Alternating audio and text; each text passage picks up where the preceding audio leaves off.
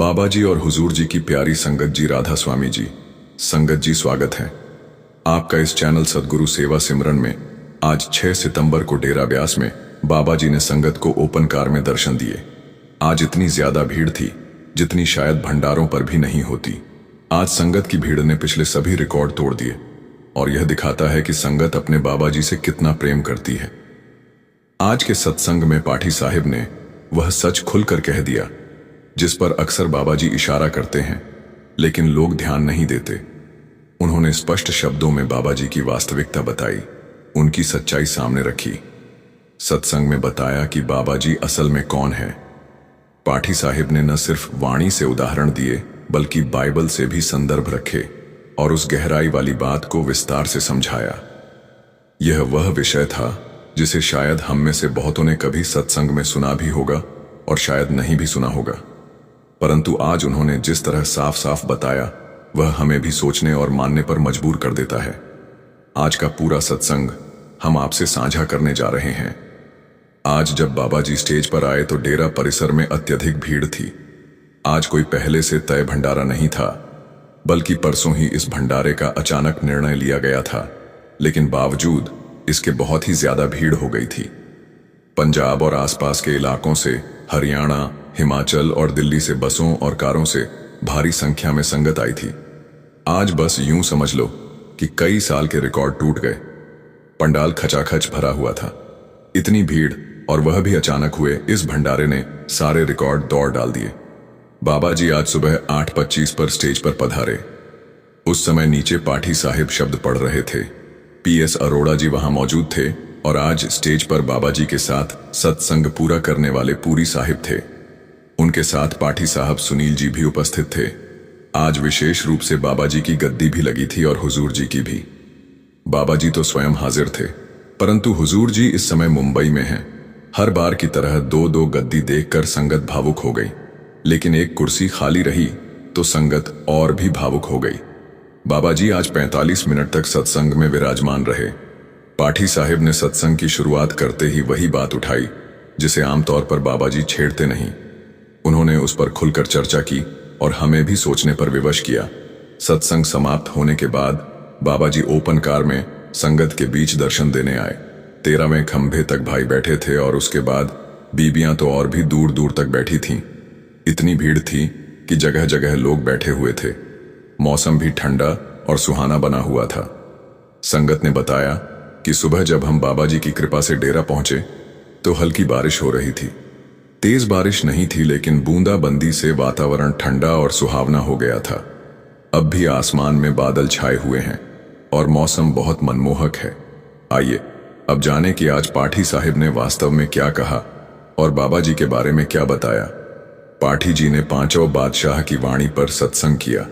उन्होंने कहा, हुजूर महाराज जी हमेशा समझाते थे कि हम दुनियावी कामों में उलझे रहते हैं, शरीर की जरूरतों में, परिवार की चिंता में, इंद्रियों के भोगों में, पर हुजूर फरमाते थे कि इन सब कामों से ऊपर उठकर हमारा असली और नितांत निजी काम सिर्फ भजन सिमरण है।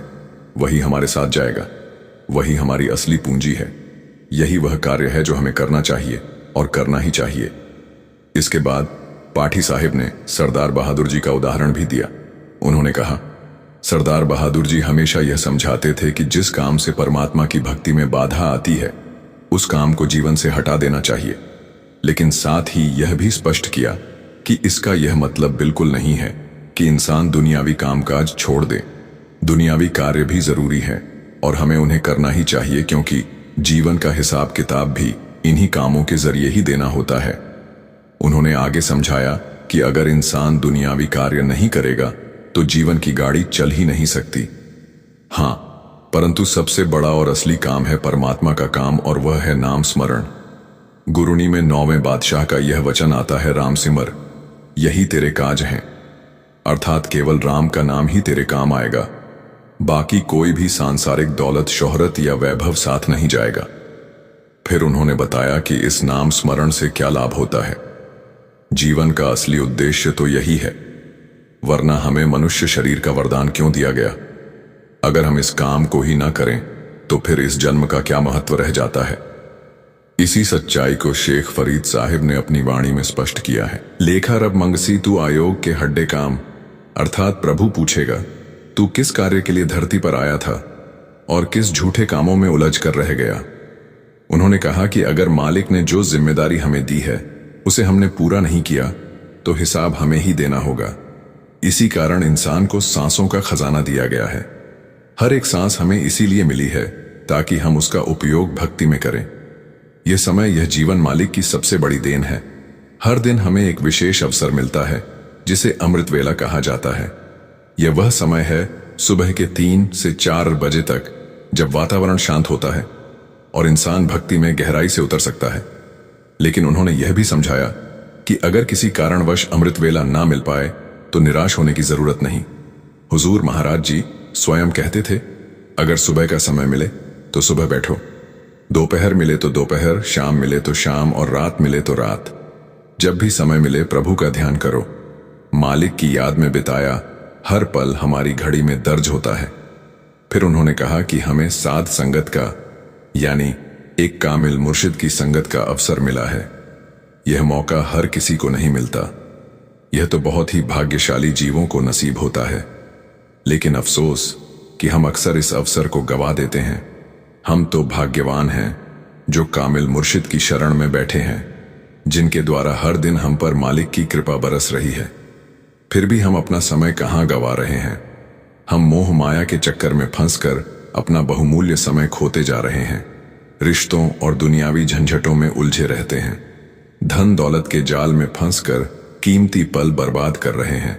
और जब भजन सुमिरन की बात आती है तो बहाने बनाने लगते हैं। इस तरह हम स्वयं को धोखा देते रहते हैं और अपने असली काम से दूर हो जाते हैं। जब इंसान के पास 1000 रुपए होते हैं तो उसके मन में इच्छा उठती है कि अब 1 लाख कमा लूं। लाख मिलते ही दिल करता है कि करोड़ मिल जाए। और इस तरह जितना अधिक धन कमाते जाते हैं उतना ही हम धीरे धीरे परमात्मा से दूर होते जाते हैं। मन का स्वभाव ही ऐसा है। यह बेहद लालची है और हर समय सांसारिक वस्तुओं में उलझा रहता है। लेकिन हम भूल जाते हैं कि इंसान का असली उद्देश्य क्या है। अगर हम नाम स्मरण नहीं करेंगे तो यही मोह और लालच हमें भटकाएगा और अंततः हमारे जीवन में दुखों का पहाड़ खड़ा कर देगा। लालच का परिणाम सुख नहीं बल्कि पीड़ा ही है। हम भाग्यशाली हैं कि हमें गुरुमुखों की संगत मिली है। कबीर साहिब ने भी कहा है, संत का दर्शन अवश्य करना चाहिए, चाहे एक बार हो या बार बार। इसका असीम लाभ मिलता है। अक्सर हमारे मन में यह प्रश्न आता है कि संतों के दर्शन करने से क्या लाभ होता है। इस पर पाठी साहिब ने समझाया कि यह बात मैं अपनी ओर से नहीं कह रहा बल्कि वाणी में स्पष्ट लिखा है। दर्शन पर सिए गुरु के 68 तीर्थ हुए। लोग 68 तीर्थों की यात्रा करते हैं, भारी खर्च उठाते हैं और समय गंवाते हैं, परंतु गुरुमुख के एक दर्शन से ही उतना फल मिल जाता है जितना 68 तीर्थों पर जाकर मिलता है। अब सवाल उठता है कि हमें किन दर्शनों की तलाश करनी चाहिए। असली दर्शन तो भीतर के हैं जो जन्म मरण के बंधनों को समाप्त करते हैं, लेकिन बाहर के दर्शनों का भी महत्व है। कामिल मुर्शिद के बाहरी दर्शन भी महान सौभाग्य का संकेत है। इस संदर्भ में उन्होंने दशम पातशाह का एक प्रसंग सुनाया। गुरु गोविंद सिंह जी के दरबार में 52 कवि उपस्थित रहते थे। उनमें से एक बड़े बुद्धिमान कवि थे, भाई नंदलाल जी। वे फारसी के अत्यंत विद्वान थे। यहां तक कि औरंगजेब भी उनकी विद्वता का लोहा मानता था। एक दिन गुरुजी ने कहा, नंदलाल आज तुम कुछ सुनाओ। पर भाई नंदलाल जी ने विनम्र होकर उत्तर दिया, सच्चे बादशाह, हम तो आपकी वाणी सुनने आए हैं।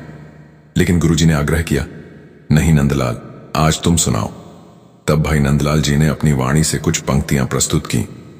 उन्होंने लिखा, अगर तुम्हें सचमुच रब के दर्शन करने हैं तो कामिल मुर्शिद के दर्शन करो। उनका आशय यह था कि पूर्ण गुरु के बाहरी दर्शन ही वास्तव में रब के दर्शन है। इसके बाद पाठी साहिब ने हजरत ईसा का एक प्रसंग सुनाया। एक बार ईसा मसीह अपने शिष्यों से बोले, आज तुम जो भी पूछना चाहो पूछ लो, मैं तुम्हें उत्तर अवश्य दूंगा। तभी एक शिष्य ने निवेदन किया, हे प्रभु, अगर आज आप इतनी कृपा कर रहे हैं तो हमें परमात्मा के दर्शन करा दीजिए।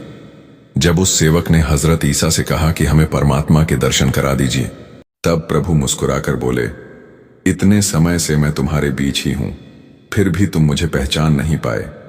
मेरे ही दर्शन परमात्मा के दर्शन हैं। जिसने मुझे देख लिया उसने वास्तव में मालिक को ही देख लिया। फिर उन्होंने 5वें गुरु के उदाहरण से भी यही बात समझाई। गुरु अर्जुन देव जी ने अपनी वाणी में लिखा कि मेरे पिता, जो स्वयं परमात्मा का स्वरूप है, वे मुझ में प्रकट हो चुके हैं। यानी गुरु ने स्वयं कहा कि पिता और पुत्र में अब कोई भेद नहीं रहा। पिता ने पुत्र को नाम से जोड़ दिया है, इसलिए वाणी में स्पष्ट लिखा है, गुरु अर्जुन पृथक हरि है, अर्थात गुरु अर्जुन देव जी प्रत्यक्ष परमात्मा हैं। लेकिन लोग अक्सर इस बात को मानने में हिचकते हैं। वे सोचते हैं कि गुरु और परमात्मा अलग हैं, जबकि गुरु बार बार यही समझाते हैं कि हम इस संसार की जेल में बार बार जन्म लेते हैं। एक मिसाल देकर समझाया गया कि जैसे किसी बाड़े में भेड़ें बंद थीं और अचानक उसमें आग लग गई। कोई दयालु व्यक्ति आया और कुछ भेड़ों को बाहर निकाल दिया, पर जो भेड़ें पागल थीं वे वापस उसी आग में भाग गई और वहीं भस्म हो गई। यही हाल उन इंसानों का है जिन्हें संतों की संगत तो मिलती है, पर फिर भी वे दुनियावी चीजों में उलझकर सब खो बैठते हैं। हम प्रत्यक्ष गुरु के सामने बैठते हैं, जानते भी हैं कि हम मालिक के दर्शन कर रहे हैं, फिर भी भूल जाते हैं। क्यों? क्योंकि भूलना केवल इंसान का स्वभाव है। गुरु और करतार कभी नहीं भूलते, उनमें कोई भूल चूक नहीं होती। लेकिन इंसान की आदत बिगड़ी हुई है, उसका मन मोह और माया में फंसा रहता है। आज हम गंदे गंदे गाने सुनने में, बेहुदा फिल्में देखने में और YouTube पर व्यर्थ की चीजों में घंटों बिताने में लगे रहते हैं। आधे आधे घंटे तक फालतू गाने सुनते रहते हैं और कहते हैं बस थोड़ा और सुन लूं। पर जब कोई कहता है कि अब बंद करो तो हम बहाना बना देते हैं, ये तो हमारा मनोरंजन है। भाई गुरदास जी ने ठीक ही लिखा है, अखिया वे ना रजियां बहु रंग तमाशे। हमारी आंखें तमाशों से कभी नहीं भरती, जीभ स्वाद से कभी नहीं तृप्त होती।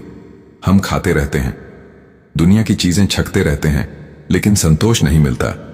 और जब बात भक्ति की आती है तो वहीं हम आलसी हो जाते हैं, कहते हैं हां आज से करूंगा, पर घर पहुंचते ही कोई विरला ही होता है जो भजन सिमरन में लग पाता है।